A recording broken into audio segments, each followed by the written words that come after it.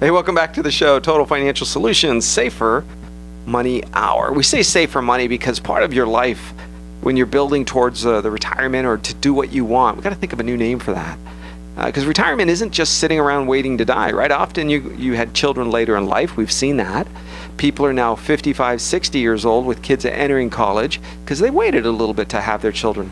Well, that's right about the time you're also supposed to be retired, and you're saying, okay, by the way, you need to take out $50,000 or $100,000 or more in student loans at the same time you are supposed to retire. Is that not one of the biggest mistakes people make? Look, when you look historically, there are moments in times when things flip, when they change. The floppy disk, right? When suddenly we went from that big, whatever that was, 8-inch or 5-inch to the little 3-inch, and then suddenly we went from 8 tracks, and there were still people selling 8 tracks, but this new cassette tape thing came out, and then before you know it, there was a CD, and now we have the iPods and the downloaded digital music, and those things happen. There's always somebody with their foot kind of dragging into the new technology or the new way. I'm going to tell you that the brick and mortar schools are the old way. Now, they're not going to like it because there are lots of people trying to make a living doing it. There are lots of people that get paid lots of money. If you take a look at College of the Canyons, our top, I don't know, what is it, 10 or 15 people that are there, $3.5 million in payroll. And I'm not talking about everybody.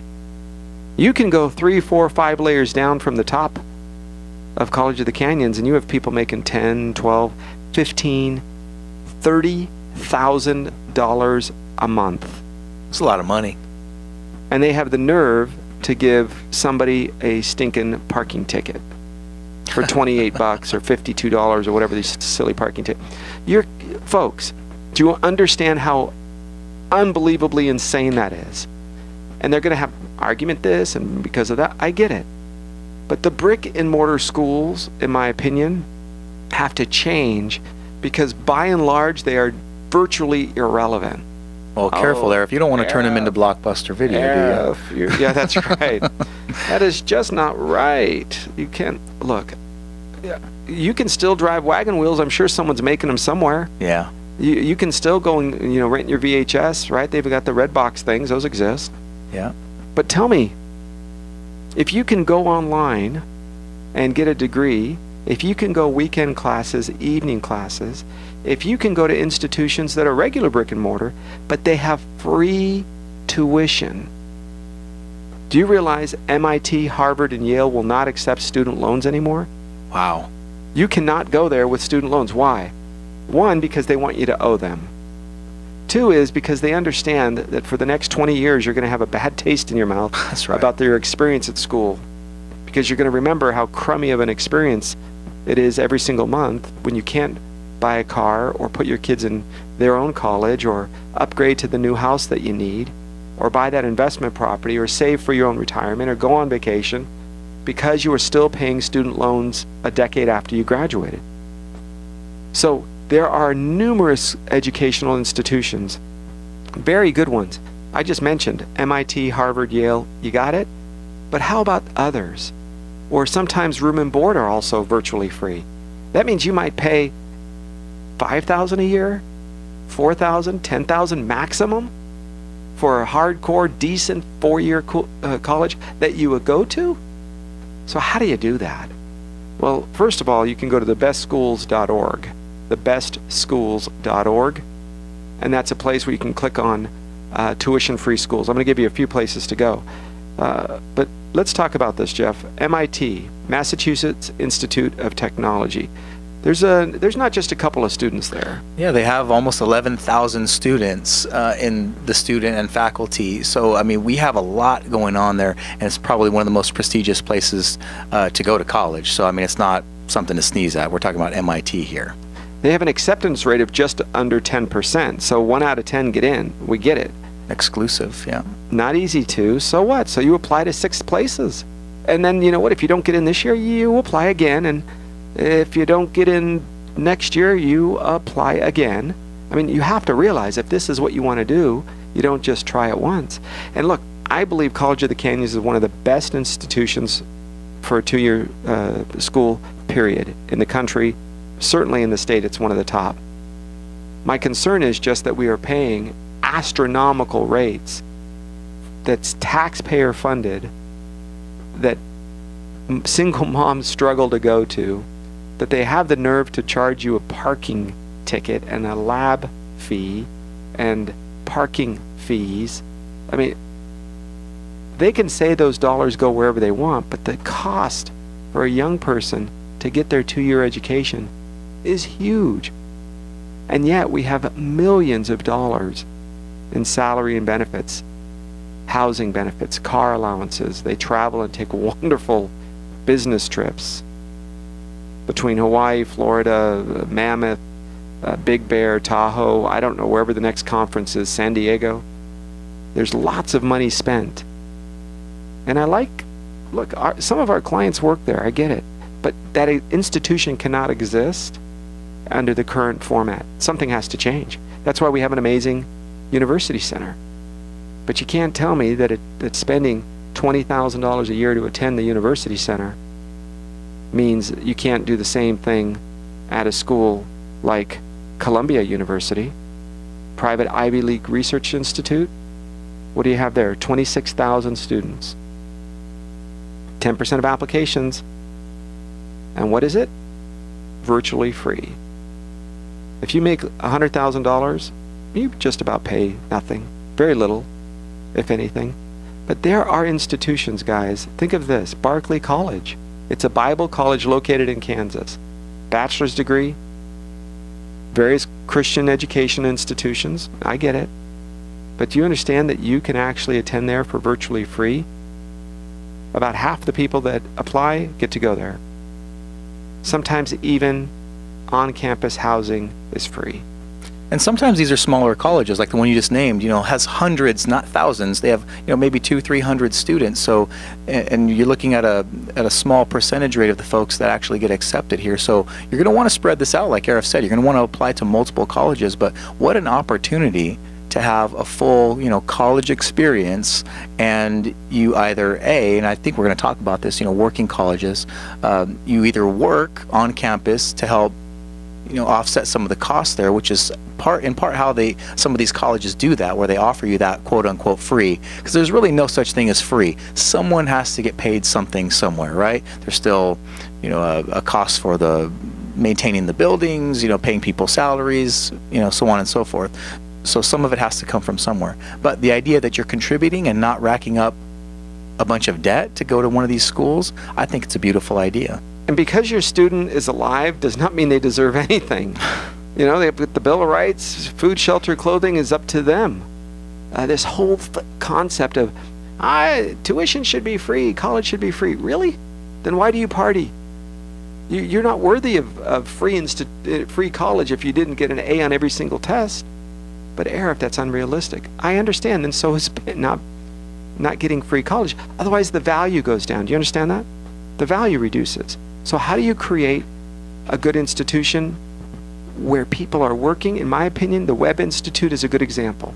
It's located in New York, provides top-notch engineering education. That's useful. Very powerful. It's part of City University of New York, CUNY, which is a great institution. The academic program involves several engineering disciplines: marine engineering, mechanical engineering, ship design, electrical engineering, civil engineering, which with this new movement towards infrastructure improvement in the United States, that isn't something you can just start today. If this gets started under the Trump administration, you're going to see roads and bridges and new design. Well, how are we going to pay for it?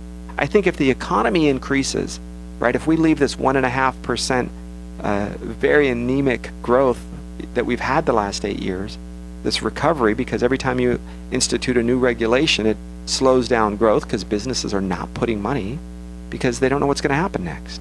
That's a fact. That's done. If they remove some of that, then I think you're going to see this institutional drive towards building and creating a greater interior, if you will, improvement in the United States, this infrastructure. Take a look at the work program that this particular university has. Go ahead, Jeff. Yeah. Oh, so the winter work term, so students work in the maritime industry and then they receive a salary.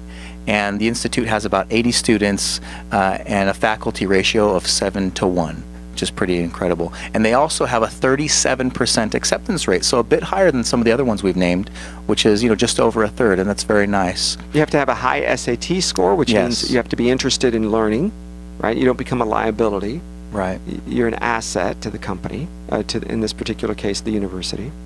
And so you'll practice. You take SAT prep courses. They're all over the place. You can get them online. You can go inside classes. You learn how to study properly. You learn how to be a part of that. And every student receives a 4-year full tuition scholarship. They live on campus on an estate with a private beach. Nice. And students' costs are limited to room and board and books. They need a laptop, of course, maybe some software. Room and board is estimated somewhere around $13,000 per year. And they actually participate in internships to earn money to pay off that. If you're telling me that with some, Stafford grants and some other types of subsidized loans, if you can get through college at the end of the day with $4,000 or $5,000 per year in student loans, I'd be okay with that. Right? That's okay. That's manageable. That's something you can actually pay back. And you're not adding zeros behind that. You do not deserve anything because you have a degree. You deserve to get up in the morning and get your fanny outside and find a job. If there just aren't any jobs. Really? Go to the help wanted section. Oh, but I don't do like that, and I don't want to drive there, and you don't understand this, and I need that. Well, then okay. Your little prima donna sits in the back room or the garage or the couch, and you just wait, because any minute people will realize your value. Wait, listen. It's coming. Wait, I think there's a knock at the door. Here it comes. No, it didn't happen. Here, this is another one. This is one of my favorites, Jeff. It's actually a college called College of the Ozarks. Oh, yeah. I remember this one. It's a private Christian liberal arts school. It's affiliated with the Presbyterian Church. 30 majors, wide-ranging, 1,500 students. And believe it or not, it's ranked number 9 in some of the best colleges in the Midwest. So it's very, very well-respected.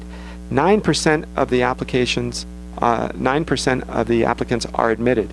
Difficult to get in. Yep. However, full-time students receive free college tuition, and 90% of the applicants are required to show some financial need, and you got to work 15 hours a week at an on-campus workstation. I think that's powerful. Now you have value when you walk through the campus. Part of it is yours. You realize that you are invested, and you're probably going to cover a summer work program. There's a summer work program if you don't have the money. Right. There's $5,600 about that you work towards during the summer, and now your room and board is covered. So a little bit of work on the breaks, that's not bad. It keeps you busy, and you're probably not going to be overloaded with other things because they take that into account as well. Yeah, if you've saved up money, if you've built up enough assets in your life financially, or your parents have saved up 10 or 15 or 20,000, you can still go to universities like Vanderbilt, a private university, 12,000 students, and you know what? It's a pretty solid school. You've heard of Vanderbilt University, certainly their basketball team I've seen. Yep. And here's what's kind of important. It's need-based, so they give you some money towards school based on your financial needs. But I want you to take a look. There is a private Christian school up in Michigan. See if I can find that for you. It is a private school. Believe it or not, 0 cost, 0 tuition, and they do not accept any federal money. Why is that? Because what you're trying to do is to have them have 0 influence from the federal government. Well, not to mention that, but you take a look at the alumni and the propensity of someone to give back to the university to help maybe fund part of that endowment. A lot of universities are looking for that. And it's kind of maybe the silent component as part of why they don't take student loan debt. But again, you want to go back to having a good experience with that college and then wanting to give back. I think you're going to have a more likelihood of doing that if you had a great experience, number one, and number two, if you're not bogged down with debt on the back end. Yeah, that's why you have Harvard and Yale. They have such large endowments. The interest that they receive off of that big chunk of money allows them to pay for their staff, their electric bill, etc. But they have a program that gives you that ability to have a sense of power and involvement, so you don't just sit there and say, oh, I exist, because I'm Native American or I'm Asian or black or half Arab and half all those things. That doesn't mean anything. It doesn't mean you deserve anything except a chance. That's just my world. When we come back, we're going to get into the private college. If you know what it is, hold on to it and wait till you hear what they have to offer. Your place for news, talk, and information. I'm Arif Halaby. That's Jeff Gerard. Private schools, free colleges, tuition, it does exist.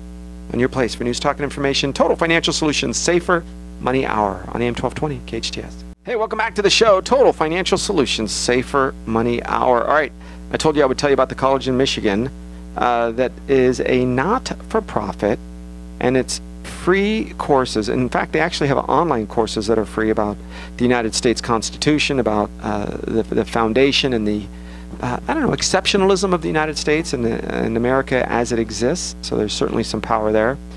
Hillsdale College. It's a co-educational, non-profit liberal arts college in Hillsdale, Michigan. Its endowment is almost $500 million as of last reporting. That's healthy.